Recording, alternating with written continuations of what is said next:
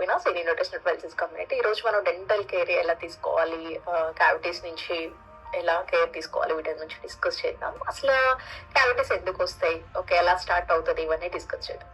మనకి తెలిసిందే, ఓకే, ఎక్కడన్నా మనం బ్రెడ్ సరిగ్గా చేయకపోయినా రకరకాల ఫుడ్స్ ఇవన్నీ కూడా తీసుకున్నప్పుడు ఆటోమేటిక్ గా మన పళ్ళల్లో మధ్యలో ఫుడ్ అక్యుములేషన్ అయిపోయినప్పుడు బ్యాక్టీరియా ఫామ్ అయిపోయి అక్కడి నుంచి మన లేయర్స్ ఏదైతే ఉన్నాయో, ఫస్ట్ పళ్ళకి ఎనామిల్ అని, తర్వాత డెంటిన్ అని, ఆ తర్వాత పల్ప్, ఇవన్నీ కూడా వన్ బై వన్ లేయర్ పాడైపోతా ఉన్నప్పుడు ఆ డికే అనేది స్టార్ట్ అయిపోయినప్పుడు ఆటోమేటిక్ గా మన పళ్ళు పచ్చిపోవడం అనేది స్టార్టింగ్ స్టేజ్ లో చూస్తాం.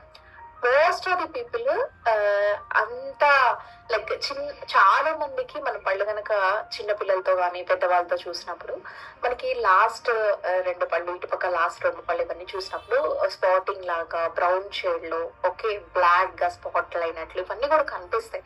కానీ ఎవ్వరు పట్టించుకోరు. సో జస్ట్ స్పాటింగే కదా అని చెప్పి most of the people neglect చేస్తూ ఉంటారు. ఓకే, ఎప్పుడైతే ఆ ప్రాబ్లం ఎక్కువైపోయి పెయిన్ అనిపించడం, లేదన్నా ఐస్ క్రీమ్స్ కానీ ఏమన్నా తిన్నప్పుడు జివ్వమని అనిపించడం కానీ, లేదా సెన్సిటివిటీ ఏదైనా ఫీల్ అవుతూ ఉన్నప్పుడు, పెయిన్ అనిపించినప్పుడే మనం యాక్షన్ తీసుకోవాలి, డెంటిస్ట్ దగ్గరికి వెళ్ళాలి, ఫర్దర్ ప్రొసీజర్ చేయాలి అని చెప్పి మోస్ట్ ఆఫ్ ది పీపుల్ అనుకుంటారు.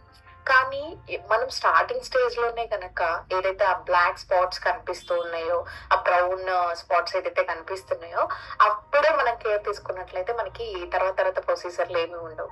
ఫస్ట్ ఆఫ్ ఆల్ ఎప్పుడైతే ఆ బ్లాక్ స్పాట్స్ కానీ లేకపోతే ఎక్కడన్నా కనిపించినప్పుడు మనం దగ్గరలో డెంటిస్ట్ దగ్గరకు ఒక్కసారి వెళ్ళి చెక్ చేసుకొని క్లీన్ చేసుకున్నప్పుడు జస్ట్ ఫిల్లర్స్ కానీ ఏదైనా క్లీన్ చేసేసేస్తేనే మోస్ట్ ఆఫ్ ది అయిపోద్ది. సెకండ్ స్టేజ్ చూసినట్లయితే ఏదైనా ఫిల్లర్స్ యూజ్ చేయడం కానీ అట్లాంటి వాటికి సరిపోతుంది. ఆ తర్వాత ఇంకా ఏమన్నా ప్రాబ్లం ఉంది లైక్ అనుకున్నప్పుడు రూట్ కెనాల్ ట్రీట్మెంట్, ఏదైనా నర్వ్ ఇష్యూ ఉన్నప్పుడు ఆ రూట్ కెనాల్ ట్రీట్మెంట్ చేసేసి క్యాప్ మనకి ఇన్సర్ట్ చేయడం జరుగుతుంది అనమాట. ఓకే, ఇంకా ప్రాబ్లం ఎక్కువైపోయింది అని అనుకున్నప్పుడు ఆ టీత్ ఎక్స్ట్రాక్ట్ చేసి ఆ ప్లేస్ లో ఇంప్లాంట్, కొత్త టీత్ ఏదైతే ఉన్నాయో అవన్నీ కూడా ఇంప్లాంట్ చేయడం జరుగుతుంది. ఇలాగా స్టార్టింగ్ స్టేజ్ లో కనుక మనం కేర్ తీసుకున్నట్లయితే ఇంత ప్రాబ్లం అయ్యి టీత్ తీసి వేరే టీత్ పెట్టి ఇంత ఇబ్బంది పడి మీరు వర్క్స్ అవన్నీ కూడా తెలుసు, పన్ను నొప్పి అనేది విపరీతమైన బాధ డెఫినెట్లీ కదా. సో ఇంత సిచ్యువేషన్స్ రాకుండా ఉండేలా చేసుకోవచ్చు అన్నమాట. ఓకే, సో యూజువల్ గా అసలు ఎప్పుడెప్పుడు క్యావిటీస్ వస్తాయి అని చూసుకున్నప్పుడు మోస్ట్లీ జరిగేది ఏంటంటే సరిగా బ్రష్ చేయకపోవడం. ఓకే, ఎప్పుడైతే ఆ ఫుడ్ అంతా కూడా ఫుడ్ అక్యుములేషన్ అనుకోండి, అంటే పళ్ళ మధ్యలో ఉండిపోయి, ఓకే, అంటే నైట్ పూట తినేస్తారు. Most of the people morning ఒక్కసారి బ్రష్ చేస్తారు. ఓకే, సో అలా మార్నింగ్ ఒకసారి బ్రష్ చేసి, అది కూడా కరెక్ట్ గా బ్రష్ చేయడం చేత కాదు మోస్ట్ ఆఫ్ ది పీపుల్ కి. ఓకే, సో ఇట్లా చిన్న పిల్లల నుంచి ఇళ్ళలో బ్రష్ చేయడం స్టార్ట్ అయితే ఆ మూమెంట్ అంతా కూడా సర్క్యులర్ గానీ లేకపోతే పైకి కిందకి బ్రష్ చేయాల్సి ఉంటుంది. ఇక్కడ క్యావిటీస్ జస్ట్ పైన ఒక్కటే క్లీన్ అవడం కాదు, క్యావిటీస్ అనేవి ఎలా అంటే పన్ను యొక్క లోపల భాగం నుంచి కానీ సైడ్ భాగం నుంచి కానీ ఎక్కడి నుంచి అయినా క్యావిటీస్ స్టార్ట్ అవ్వచ్చు. సో వన్స్ ఎక్కడి నుంచి స్టార్ట్ అయినా కానీ ఆ పన్ను మొత్తం ఎఫెక్ట్ అయ్యే ఛాన్సెస్ ఉన్నాయి. కాబట్టి సో బ్రష్ సరిగా చేయకపోయినప్పుడు ఇవన్నీ కూడా మనం ఎక్కువ క్యావిటీస్ చూస్తాం. అండ్ దాంతో పాటు షుగరీ ఫుడ్ ఎక్కువ తిన్నవాడు, ఓకే, అండ్ షుగర్స్ లేకపోతే చాక్లెట్స్ ఇవన్నీ కూడా ఎక్కువ తిన్నప్పుడు అలాంటి వాళ్ళకి క్యావిటీస్ ఎక్కువ చూస్తాం అనమాట.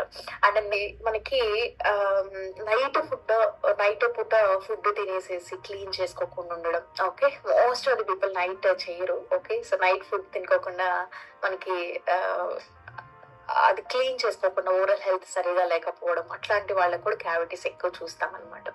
అండ్ నెక్స్ట్ వచ్చేసి పళ్ళు కొంతమందికి వంకరగా ఉంటాయి. ఓకే, సో అలైన్మెంట్ అనేది సరిగా ఉండదు. మనకి పెద్దవాళ్ళకి చూసినట్టే 32, చిన్న కిడ్స్ చూసినట్లయితే 20 ఏదైతే ఉన్నాయో అవన్నీ కూడా ముందులకి వెనక్కి అట్లా సరిపడినట్లుగా ఉండవు అనమాట. అలైన్మెంట్ సరిగా లేనప్పుడు వంకర్ టింకర్ గా ఉంటాయి చూడండి కొంతమందికి. అలాంటి వాళ్ళకు కూడా వాళ్ళకి సరైన పద్ధతిలో బ్రష్ చేసుకోవడానికి పాసిబిలిటీ అవ్వక, ఓకే, ఆ బ్యాక్టీరియా అంతా కూడా ఉండిపోయి మనకి క్యావిటీస్ ఇవన్నీ కూడా ఎక్కువ వచ్చే ఛాన్సెస్ ఉన్నాయి అన్నమాట. సో ఎలా కేర్ తీసుకోవాలి అని అనుకుంటే ఫస్ట్ మస్ట్ అండ్ షుడ్ గా ఏ పర్సన్ అయినా 2 times brush 2 minutes each. Okay, everyday కంపల్సరీగా మార్నింగ్ అండ్ ఈవినింగ్ అనేది బ్రష్ చేసుకోవడం అనేది చాలా ఇంపార్టెంట్. అండ్ నెక్స్ట్ వచ్చేసి మోస్ట్ ఆఫ్ ది పీపుల్ చేసేది ఏంటంటే మల్టిపుల్ టైమ్స్ మనం మీల్ తీసుకుంటూ ఉంటాం. కొంతమంది అయితే లైక్ డైట్ ప్రొసీజర్ లో కాకుండా నార్మల్ కామన్ పీపుల్ చూసినట్లయితే 3 meal 4 meal 5 meal, right. So ఇలాగా టీ తాగుతూ ఉంటారు, కాఫీ తాగుతూ ఉంటారు, మధ్య మధ్యలో ఏదైనా జంక్ తీసుకుంటా ఉంటారు. ఇలా మల్టిపుల్ ఈటింగ్స్ తిన్నప్పుడు కూడా ఆ మౌత్ వాష్ యూజ్ చేసి క్లీన్ చేసుకోవడం అనేది అప్పటికప్పుడు మన క్లీనింగ్ ప్రొసీజర్ జరగడం అనేది చాలా ఇంపార్టెంట్ అన్నమాట. ఓకేనా? సో గార్గ్లింగ్ చేసుకోవడం కానీ, తిన్న వెంటనే ఫుడ్ అనేది ఆ వేస్ట్ ఏదైతే ఉందో అదంతా కూడా మన పళ్ళల్లో లేకుండా అనేది చూసుకోవాలి. మోస్ట్ ఆఫ్ ది పీపుల్ ఇట్లా బ్రష్ చేసేస్తారు కానీ మనకి పళ్ళకి మధ్యలో చిన్న చిన్న గ్యాప్స్ ఉంటాయి. వాటిలో మనం చికెన్ తిన్నా, నాన్ వెజ్ ఏదైనా పీచు పదార్థాలు ఏమైనా తిన్నా, మోస్ట్ ఆఫ్ ది పీపుల్ కి చాక్లెట్స్ ఏమైనా తిన్నా పంటికి అతుక్కుండి ఉండిపోవడము, మధ్య మధ్యలో గ్యాప్స్ లో స్ట్రక్ అయిపోవడం ఇవి కూడా చాలా ఉంటది. మనం బ్రష్ చేసేస్తున్నాం కదా క్లీన్ అయిపోతుంది అని అనుకోవడానికి లేదనమాట ఇక్కడ. ఓకే, ఎందుకు అంటే మనకి బ్రష్ చేసినప్పుడు జస్ట్ పై భాగమో, కొంతమంది లోపల భాగమో క్లీన్ చేసుకుంటారు కానీ పళ్ళకు మధ్య గ్యాప్ లో క్లీన్ చేసుకోవడం అవ్వదు. కాబట్టి ఆ దానికి కూడా ఫ్లాస్ ఉంటాయి అనమాట. మనకి అది థ్రెడ్ లా ఉంటుంది, దాన్ని తీసుకొని కంపల్సరీగా పంటికి మధ్య మధ్యలో కూడా మనం ఆ ఫ్లాస్ యూజ్ చేసి క్లీన్ చేసుకోవాల్సిన అవసరం ఉందన్నమాట.